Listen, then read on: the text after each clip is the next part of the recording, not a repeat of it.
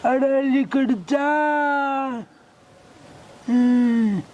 अरे केकड़ कमाने का लिकड़ जा। देख लिया यूं को ना लिकड़ा पप्पू सेठ, मने लिकड़ना पड़ेगा। आए, लिकड़ जा। अरे लिकड़ जा। अरे लाला जी राम राम है, क्यों कर पिछले स्टैंड में बैठा से?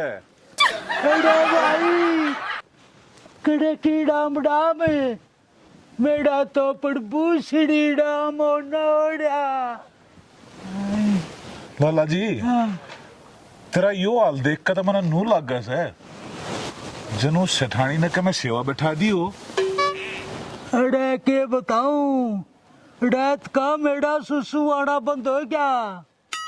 बेटा ना किसकी नजर लगी भाई? हाँ तू बड़ा मुगलैल मुत्तस है जो तेरे नजर लग गई। ना दिक्कत है सेठानी का फंस लिया तू आज।